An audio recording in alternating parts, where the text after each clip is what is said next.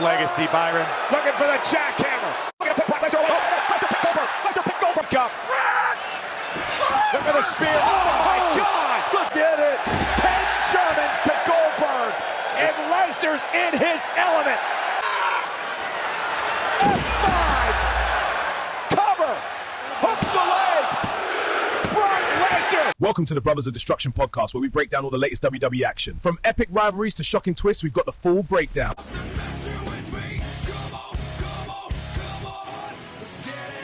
Yes, people, welcome to a special edition of the Brothers of Destruction podcast. Yours truly, PrimeTime and my boy Flace. But today is an extra special episode because we are going to take a look back at the retirement and career of the Beast incarnate and one of the greatest of all time, future Hall of Famer, Brock Lesnar. Bro, one of the GOATs. Are you still in shock from his retirement?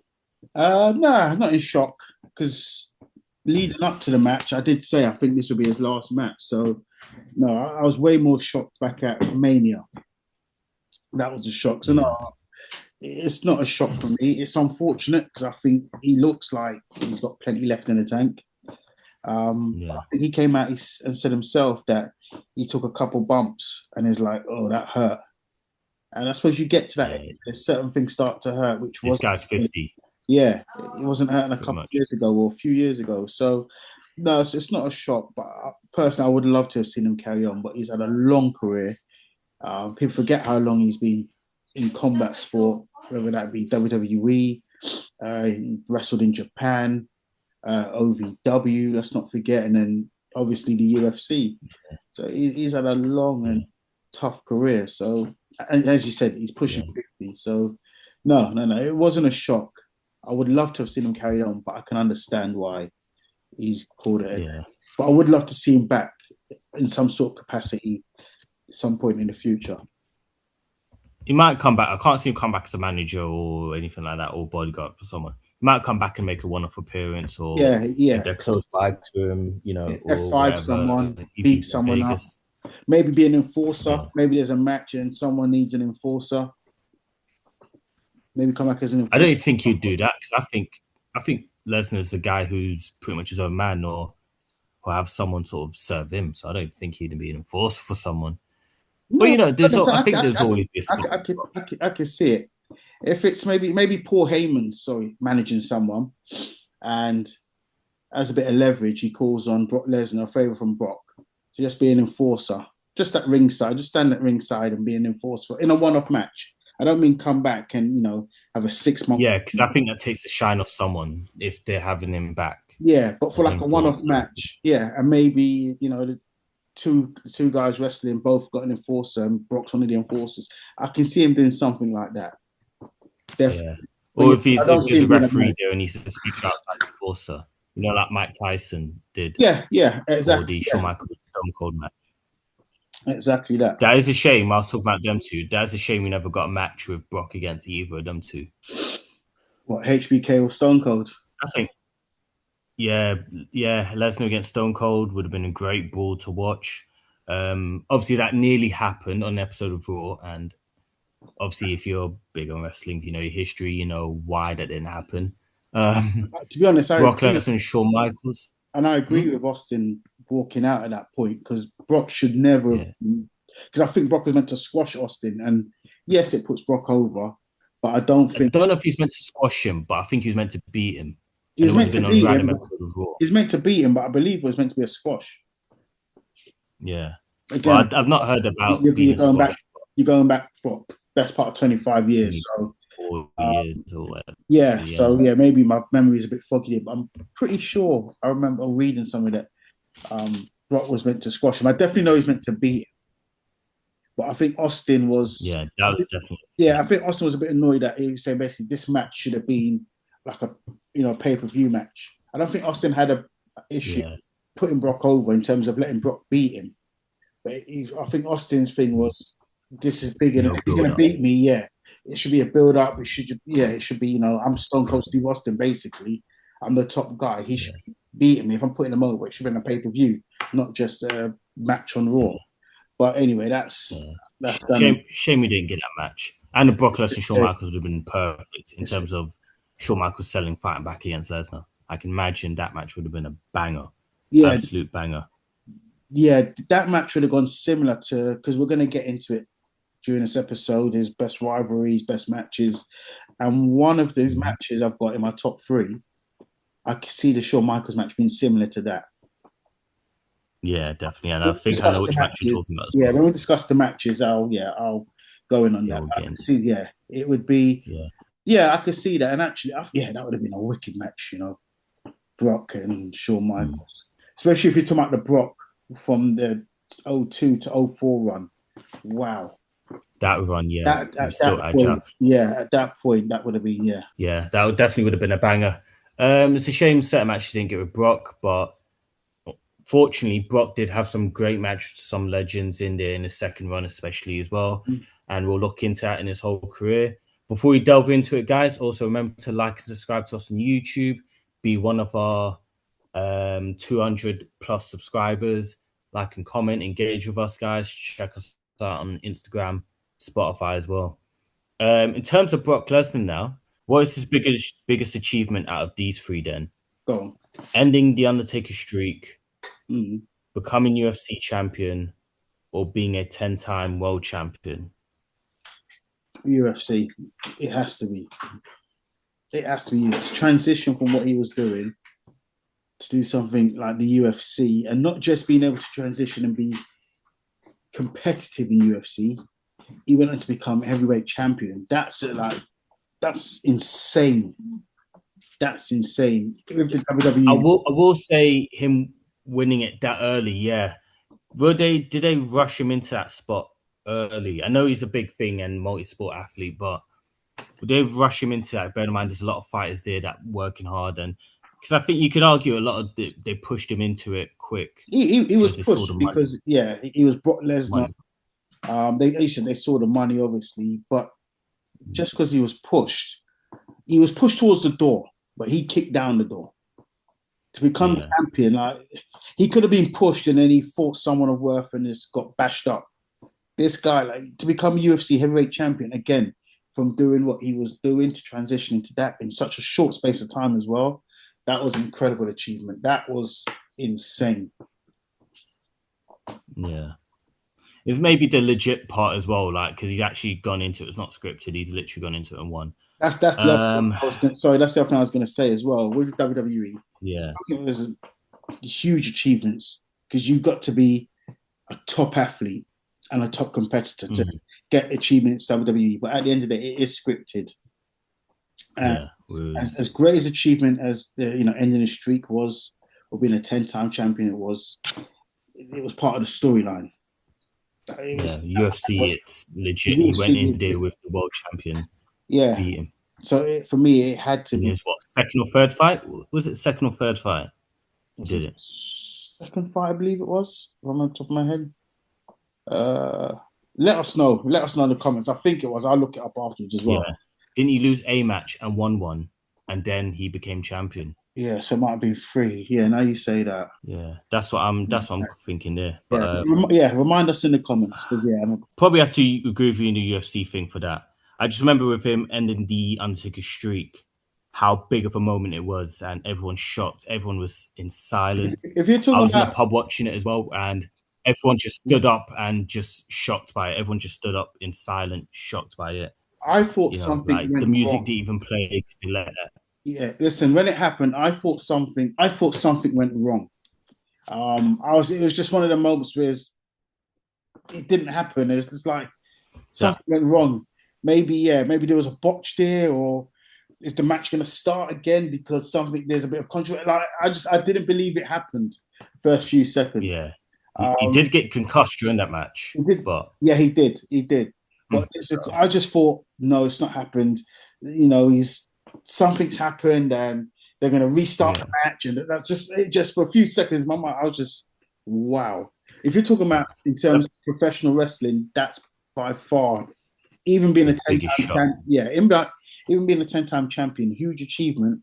But we've seen that's one. Edge and Orton, Triple H, Ric Flair, and of course John Cena have had it more than him. Yeah. So he's not the first, but he was the first to end the streak.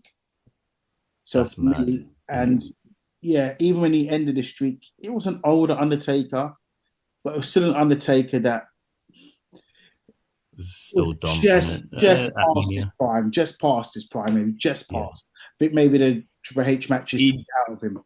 he didn't look in great shape. Like the next year at Mania when he came back against Bray Wyatt, rest in peace.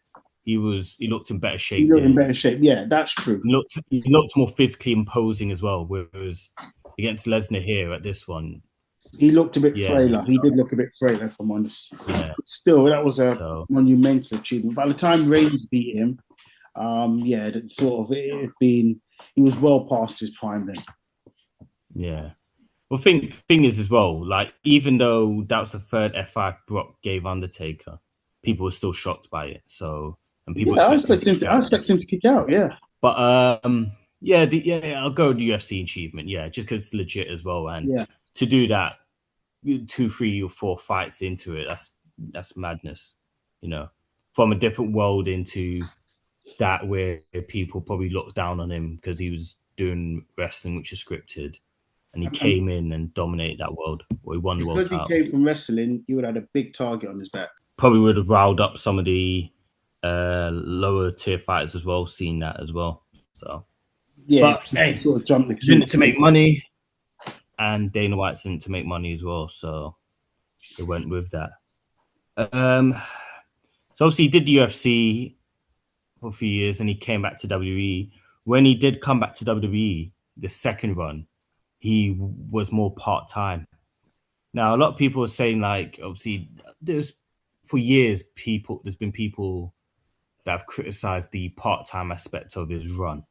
And the way he just came in and have a short match or short appearance on TV and be gone again.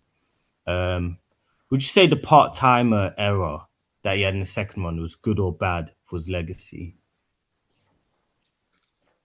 If you had asked me at the time, I said bad, but I think it almost added to the mystique and the aura.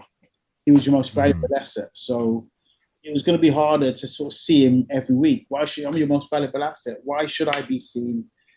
You know, it's a bit like a president or a prime minister. You ain't got access to them as you have to any other sort of, common, quote unquote, citizen.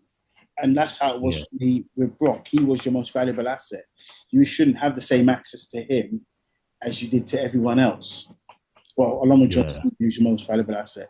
And I also thought that added to sort of the aura and the mystique of Brock. And definitely. See, Roman Reigns is doing it now as well, and no one's really. He's doing that. You see his aura now.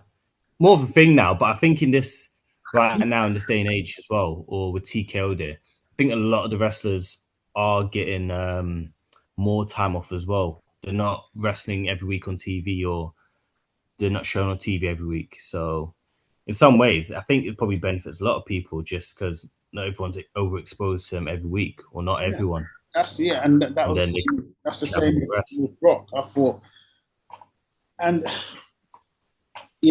for me, I would say it it did add to his sort of his mystique, the mystique of Brock. Yeah, so I think especially when he was champion. I'd say, especially when he's champion as well. Oh, you're the champion. Why should you?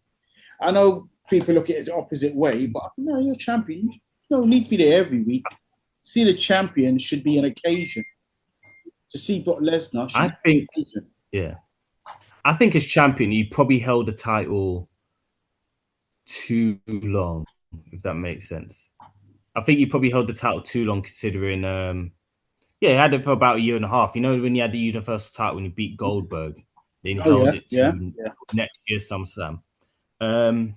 Maybe it was a case he was meant to drop it at that Mania to Reigns, and because of the reaction to Reigns, they held back on it. But I think he held it for too long then, considering he was part-time. It was lucky in that sense you had the other world title there. Yeah, I think maybe a year would have been. You could have had him appear more, I think.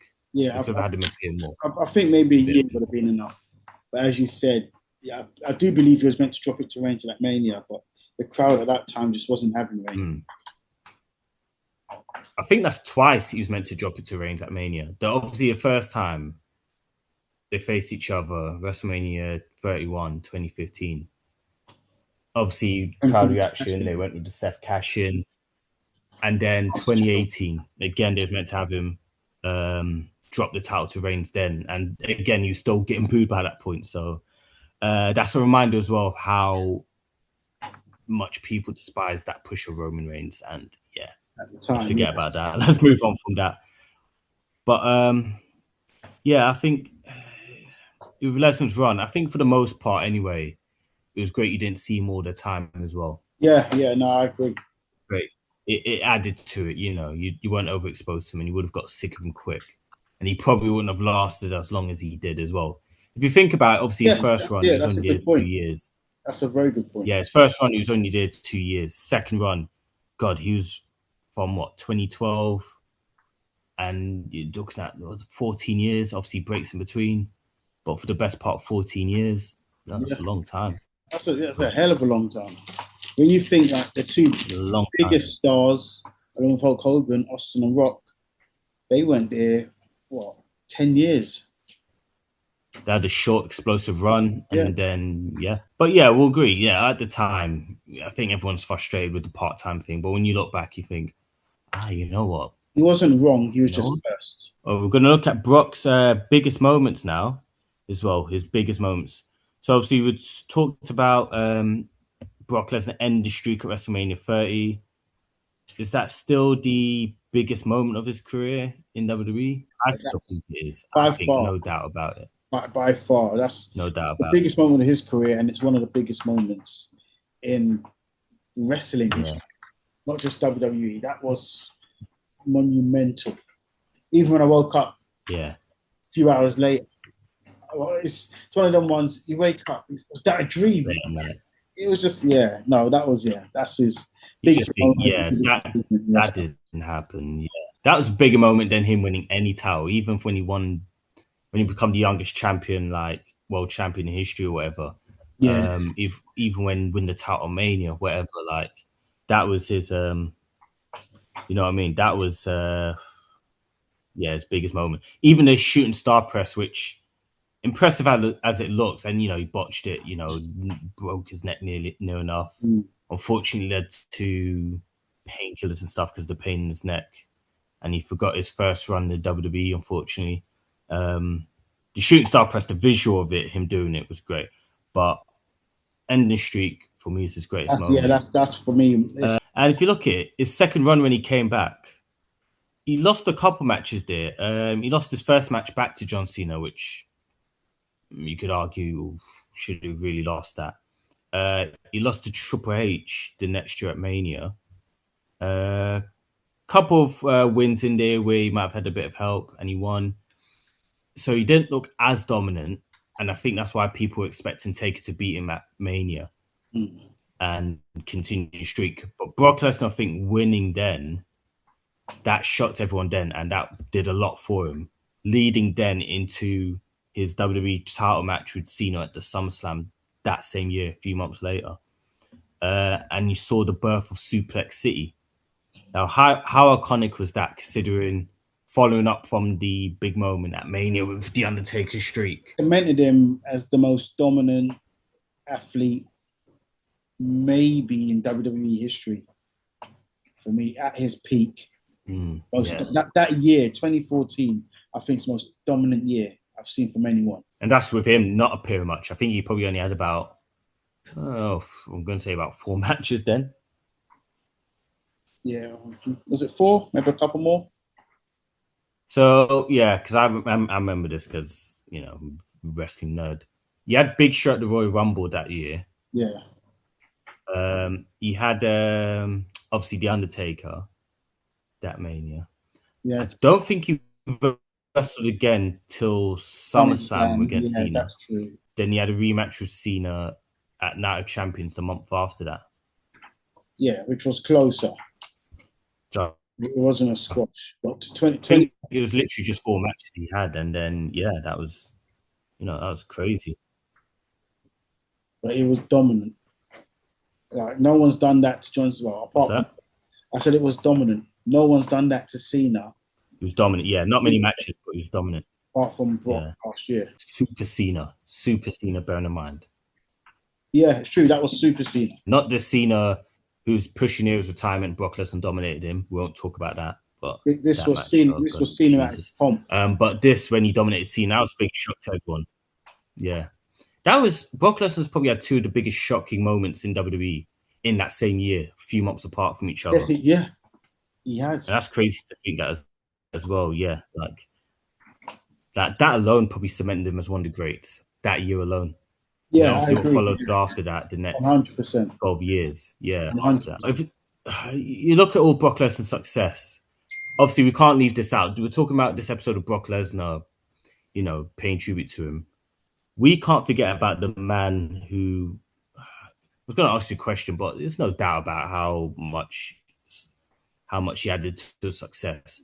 But Paul Heyman, literally Paul Heyman, like how important has Paul Heyman been to Brock Lesnar's career? He's been literally Brock Lesnar throughout all these years, from his first run. He's been integral. Whether he's sided with him or he's been up against him, turned on him. I don't think I wouldn't go as far as to say he made Brock Lesnar. I just think Brock Lesnar as an athlete is a physical specimen. He was more than enough to make it. But Paul Heyman was the icing on the cake. I don't know if Brock Lesnar would have had success without Paul Heyman, because he would have had success. Maybe not quite. They always emphasize he's not great on the mic, and Paul Heyman sold him on the mic. He did, but Brock Lesnar was so impressive in the ring. He could sell himself in the ring. As average as he was on the mic, his ring work, his look, it was just so unique. Someone that big, that strong, being that quick, that explosive. It was almost like if you go back to Mike Tyson in the 80s, no one had ever seen a heavyweight with the combination of, strength, power, speed. And that was Brock Lesnar in wrestling when he made his debut in 2002. We'd never seen someone that big, that strong, that fast, that explosive, that agile as well. So because of that, I think he would have had success. But yes, I think because of Heyman, would have had success, not to the extent he has had. Because of Heyman, the success he might have had there went up to here. And you know what?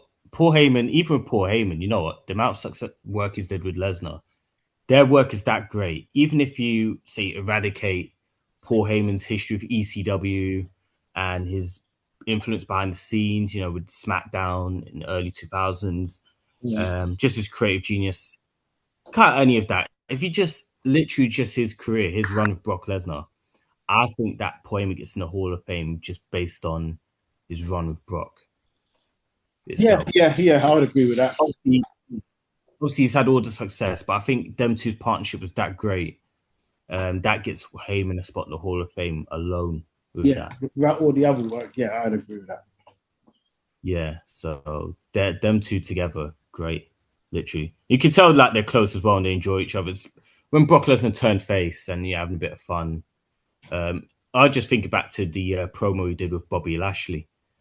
You see, he's knock joke. Yeah, he's just having fun. He's all cheerful, and that was, that's an underrated run of Lesnar as well. Seeing him having that face run as well, enjoying himself. Yeah, it was. Yeah, I quite enjoyed that. I enjoyed. It sort of broke up a bit as well, and I think he needed that in between as well. Because that was during COVID, and obviously a lot of the guys went away. Brock Lesnar came back, but if he came back as the same beast incarnate, whatever, dominating, it breaks up a bit as well, because he did become the beast again at some point. But I think having that face run in between broke up a bit, and I think you needed that, needed to freshen it up as well. Paul Heyman, shout out Heyman, big success to Brock Lesnar's career, big success. Little story as well. It was Taz that basically got Brock Lesnar set up with Paul Heyman, because they give him apparently like a stupid gimmick, just giving him wrong advice or whatever. Thank you to Taz as well. Big shout out to Taz for that as well. I didn't know that, to be honest. I didn't know it was Taz. All right, bro, we're going to have to rate. We're going to look at his best matches and his best rivalries. Let's look at his matches first. His matches. I'll be honest, it was hard. I've got my top 3, but it was difficult. Like there's some there that I've got some notables as well, but my top 3 Put in was decent order as well. okay. All right, number 3 was against Undertaker, No Mercy, 2002, Hell in a Cell. The first Hell in a Cell. That was brutal. It was brutal, and it cemented Lesnar not only as the man, but as sort of the baddest man on the roster, because it was against the Undertaker in a Hell in a Cell. And Undertaker, I think, was unbeaten up to that point, and it cemented Brock as not only the best, but the biggest, the baddest, the meanest.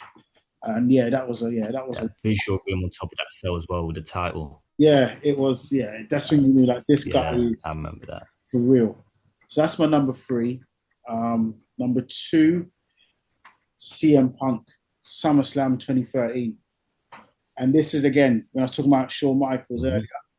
I think it would be similar to this, like a David against Goliath. The underdog CM Punk. There were times in there where I thought he had Brock. The story those two told was incredible. The storytelling there, not just the athleticism and the actual skill set, but the actual story they told, the psychology was incredible. And so that's my number 2. And my number 1 was against Kurt Angle, SmackDown Iron Man match. Episode SmackDown. Yeah, not the Mania match, the Iron Man match. For me, again, if you wanted a wrestling clinic, that was it. If I wanted to sit down someone and say, this is wrestling, my top 2 matches would have been that match and Bret Hart Stone Cold at WrestleMania 13. But this match here for me was superb. It was, if you're a wrestling purist, the skill set, the technical level of that match, and then obviously there's a psychology of it as well. It was incredible. It's probably one of the top 5, 6 matches I've ever seen. Brilliant match. That's my number 1. That is my number 1. Fair enough, bro. I'm going to go into my top 3 as well. So I'll be honest, bro. Mine's is pretty similar to yours. Brock Lesnar and Kurt Angle Iron Man match from SmackDown. I nearly put the Mania match in there. Sorry. The Iron Man match. Can I just actually sorry, I don't mean to cut you off. The reason I didn't put that match in there is because I've already got the SmackDown match. I didn't want to put both of their matches in there because I've got so many to squeeze and I didn't want to put both of their matches. So that's why I went with the SmackDown match. But sorry, carry on. Yeah. No, that's fair enough. I mean, I'm trying to remember both. I do vaguely remember both matches. Obviously, the Iron Man match, I think, you have to put that in there. Especially in the circumstances. Is that number 3? Yeah. Number 3. Especially with Kurt Angle's personal issues as well, like very tragic news he had going into that match. It was a great effort from Kurt Angle as well in there. Obviously, I had to put this match in there with Kurt Angle. I'll get into my reason for that, later on. Second match, it's a Hell in a Cell between Brock and Undertaker, but I'm going to go with the more recent one, the 2015 one. Okay. I remember watching that match and probably enjoyed it more. The first one was great. Now, don't get me wrong, the first one was brilliant. It's bloody brutal. This match I thought was quite brutal as well. But it was. This was maybe I loved it. Maybe this probably had a better story. 2015 Hell in a Cell, I loved it. And then obviously there's that iconic where they both sat up laughing. Yeah, I love that. That was the SummerSlam. Was that the SummerSlam? That was at SummerSlam. That was SummerSlam. Yeah. But that moment, nevertheless, was great. And you know what? This match I only ended up watching very recently. Go on. I never watched it at the time, but God, when I watched it, I was like, wow. Brock Lesnar and CM Punk. I'll probably say this is arguably, Brock Lesnar's best match in his career that I watched. I watched Brock Lesnar and Punk, and the story they told, the amount of false finishes and reversals they did in there, I thought, this is brilliant.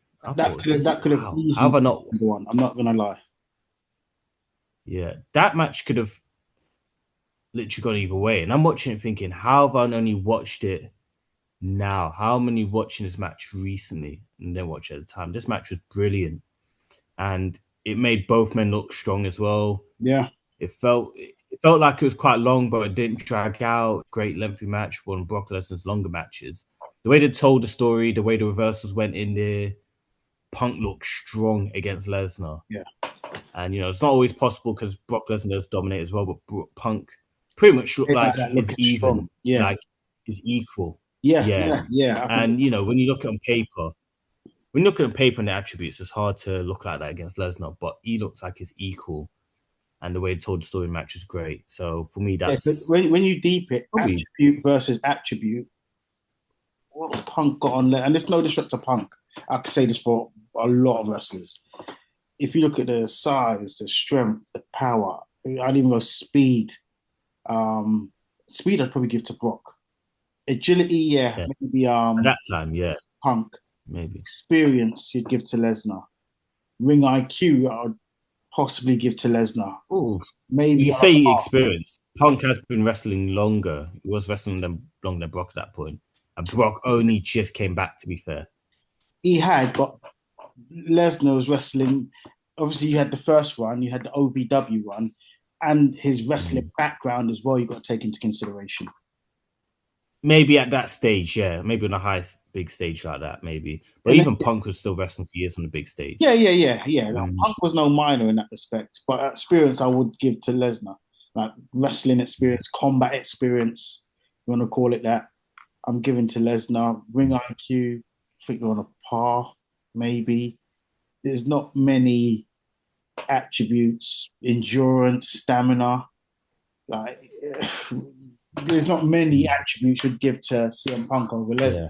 Yeah. And as you said, maybe you could argue Punk did outsmart him in that match a couple of times. A couple of times he did, to be fair. He was clever, yeah.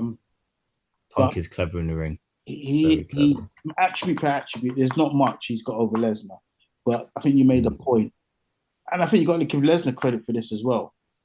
He looked like CM Punk came out of that match looking like Lesnar's equal. Yeah. And you could argue, because even Punk said it, business-wise, he was going to be there the next Raw as well. He should have went over Brock in that point. Maybe he could have, maybe should have, maybe shouldn't have. But I think Punk came out strong after that match as well, even with the loss, especially because Heyman interfered. But I think that's credit to Brock as well, because Brock, as you say, he is a great seller in there as well. Brock is a great seller. He's one of the best ever. Underrated. Underrated. He's one of the best ever. Going into rivalries now, not just matches, but rivalries. So it could be rivalries here. He's not had his best matches with them, but still top rivals in there. Yeah, I always let you go first. I'll go first with this one. I want to see you go first, yeah. I'm going to throw... Oh, by the way, honorable mention for Brock Lesnar's top matches. Reigns at SummerSlam. With the ring, messing up the ring with lifting it up and all that, you have to throw that in there. The Mania match with Angle, a couple of honorable mentions in there. AJ into his rivalries now. Would you put AJ? AJ as well. Oh No. god, AJ Styles. Yeah, even the AJ Styles match. Eddie Guerrero. Shout out to some of the guys that have been in the ring with Lesnar. Eddie Guerrero match. Cena, the first match with Cena when he came back. The Rock when he won the world title. Yeah, that's one of my favorite. That's probably my top 5 Lesnar matches. Brilliant match in there. Match with Triple H at SummerSlam as well. Could argue, great match in there as well.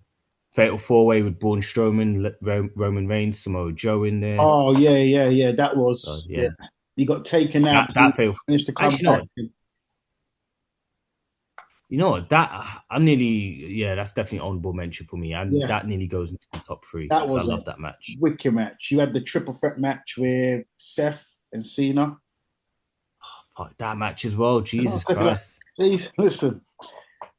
Trust me, we're talking about one of the greats here. Believe me. Catalogue of great matches. Big list of great matches. Big list. Shout out Brock. In terms of his rivalries, though, I'm going to put Roman Reigns third. You can't not put Roman Reigns third in there because they've had 3 Mania matches with each other. Yeah. The matches haven't always been top quality, but the fact they've had 3 Mania matches with each other, 2 matches in the main event at SummerSlam as well, second biggest event you could argue of the year for WWE as well. They face each other enough times. There's been interesting moments and segments in their rivalry as well with each other. So, and Reigns is a big part of Brock Lesnar's even second part of his career. Brock's a big part of Reigns' career in that sense. So, third for me in there, that has to be in the top 3. I have to put, and this is part of my reason for adding the Iron Man match, my top 3 match as well. Brock and Kurt Angle, I think it's a great rivalry, especially when you know behind the scenes, Kurt. Sorry to cut you off. I think we might have the same in the same order. I bet we've got the same in it. I bet we do. Yeah. Kurt Angle, though, because you look at Kurt Angle's a legit wrestler and he beat Lesnar. I think behind the scenes as well, like maybe just about, but Angle's. When you talk about Lesnar in the ring with a legit wrestler, there's not many he's been in there with, and someone like Kurt Angle who's better level than him, like pure wrestler, Olympic wrestler. And their matches, even watching WWE, their matches with each other were great. Triple Threat with Big Show at Vengeance, SummerSlam match they had, obviously the Mania match, Iron Man match mentioned. Also their segments when they were friends, when Kurt Angle came back from injury, and they had some funny segments with each other behind the scenes. And that has to be second. Because of their wrestling backgrounds, both of them, they both bring that competitive edge where one wants to outdo the other. Even though there's the friendship there, one wants to outdo the other. And I think Brock also got that respect for Kurt because he knows Kurt's the one person, in terms of pure wrestling, he can't get the better of. Because as you said, Kurt can't get better of. Yeah. Even if Kurt just beat him, Lesnar couldn't get better of him. And I think there was that respect there. So, I think Shelton Benjamin's maybe another one that maybe he apparently trained him, coached him as well. Yeah, Shelton they'll be Benjamin, on par. shout out to him as well. Minnesota, was it Minnesota Stretching Crew? Yeah. They'll be on par. That would be very competitive. It'll be that way. It'll be extremely competitive. But they're good friends. And they're good friends in real life as well. They are definitely, they're definitely good friends in real life. Is Shelton Benjamin godfather to Brock's daughter, I believe? I don't know if it's the other way around, but I think Benjamin is. Round. Yeah, one of them's godfather to the other's daughter, They're close to each other. No question about it. It's an obvious one. His top rivalry is with The Undertaker. Yeah, we've got the same. We've got the same. So, just to save you the effort or the time of saying yours, we both got the same top 3. So, one level with that. So, we're on the same wavelength with that. And I think so, I think that's reasonable. I think that's... If you differ, if your opinion differs and you think otherwise, obviously let us know in the comments. Let us know your top 3 rivalries of Lesnar. If we've missed one out that you think's better than all 3 of these or should be in the conversation, let us know. Love to have a little bit of back and forth with you. And what I'd say is, I think if Reigns and Brock had better matches, that might have been able to get over the Kurt Angle rivalry. I think because of the longevity of the Reigns Brock thing, I think if they had better quality of matches, that might have been number 2. But Brock Kurt, for me, the quality of their matches. Could have been number 1. Sorry? Could have been number 1, I reckon. What's that? If the match was better. Or Brock Reigns? No, Brock and Reigns. If they had 2 belt matches, that could have been top. It could have been, but they just didn't gel. Their styles didn't gel. The chemistry wasn't quite there. But for me, that had to be number 3. As you said, Kurt, the quality of their matches, the dynamic of their relationship, in and out the ring. That had to be. And like I said, because of that competitive edge of Kurt being quite possibly the only one who could beat Brock, just Brock can't get the belt as a pure wrestler. And then as you said, The Undertaker, that had to be his number 1 rival. Yeah, it has to be, definitely. It has to be, without question. Definitely. So I think, we're both agreement with that top 3 there. We're going to be a quick fire sort of question round here as well. we get onto our final thoughts on Lesnar, we'll both give ours each. Give his overall career a score out of 10. Are we including the UFC in this as well? We'll just include his WWE career. WWE podcast. We'll stick with WWE career. Maybe a 10. The reason I say that, you're a 10-time champion. You were the guy at, going back from 02 to 04. You were the guy. You could argue you were the guy during certain periods since you came back in 2012. You were able to go part-time as well. Don't knock that. Yeah. You were able to go part-time. You ended the Can't forget that first one. You've put guys over Femi, Reigns, he put over. Let's not forget that. As we said, he made CM Punk look like they were on par. I mean, what else? If I give him a 9, I don't know what else could he do to be a 10? For me, I might go with 10 because he was a superb in-ring performer. You're one of the best sellers of all time. Your ring psychology is incredible. As a pure athlete, you're one of the best of all time. There's not many better than him, pure athlete. You're unique. Like, you was a draw, you're one of the biggest draws. I would, 10. Like 10 is. I'd give it. Time to give someone 10 because you're perfect. But then I think, what hasn't he done? Like, he ticks every box pretty much. In-ring performances, catalogue of matches. He's a draw, longevity. He's been a multiple-time champion. You were the guy at certain points. For me, it's a 10. I'd give it maybe 9.5 pushing, but maybe 9.25.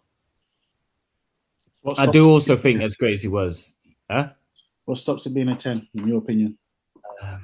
I think in terms of the structure of his matches, sometimes it made it too predictable when I was watching. Like when you'd watch more and more of them, you know how it's going to go in that sense. Because it became a bit too much of a formula sometimes, the matches. Sometimes when you're watching it, even if you know he's going to win, you don't want to know how exactly a match structure is going to go. I think there's a few matches I watched where I knew how it was going to go because it's done a lot of times. That's the only thing I would say. Maybe a bit more variety in his matches in his second run. That's the only thing I'll say. Maybe a bit more variety with the matches he had.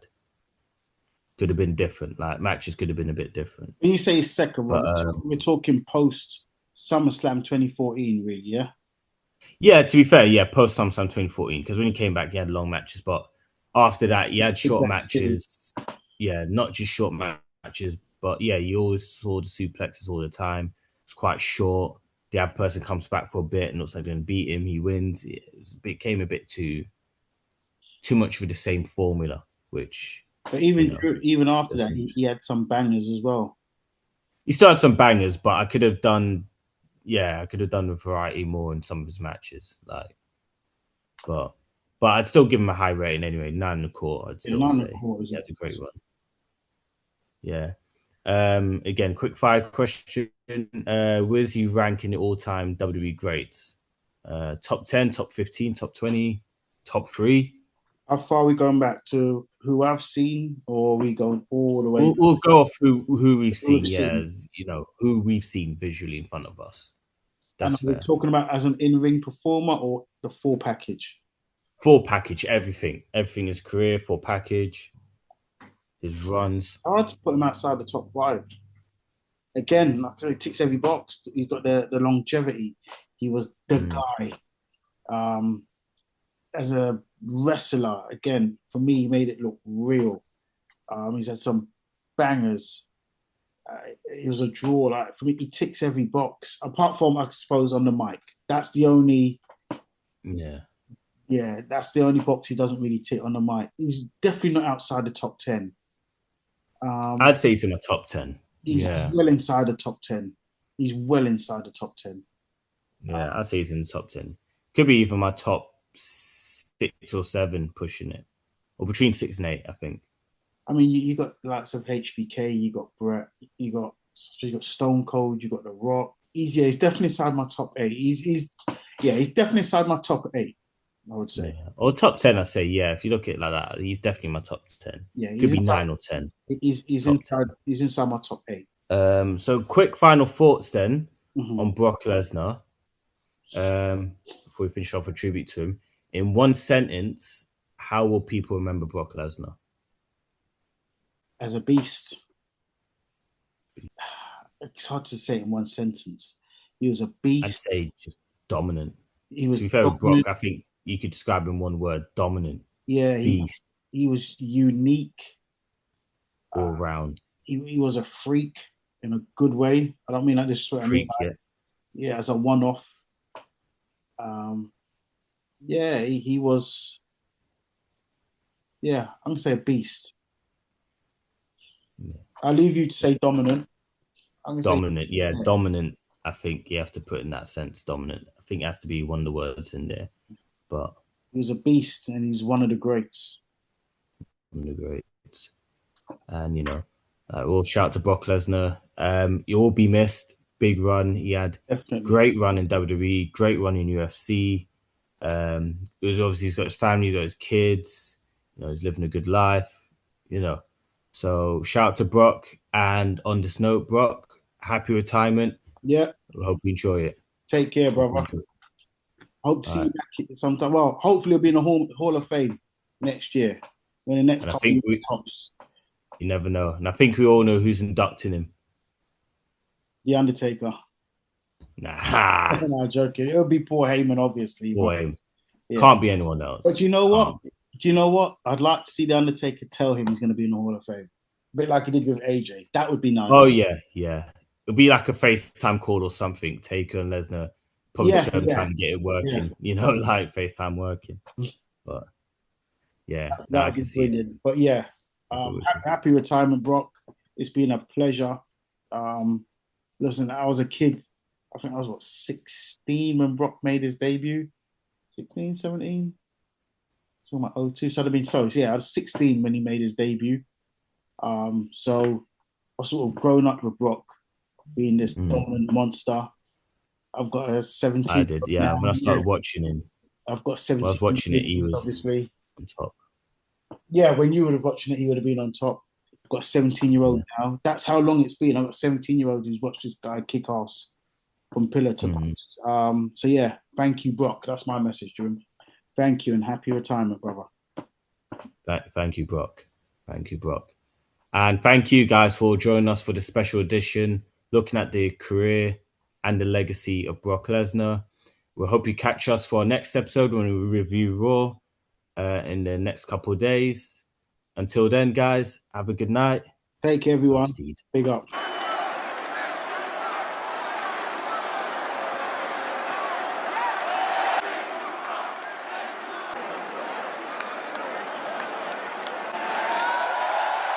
Thank you for watching the Brothers of Destruction podcast. Remember to subscribe so you don't miss an episode and look out for our question of the week.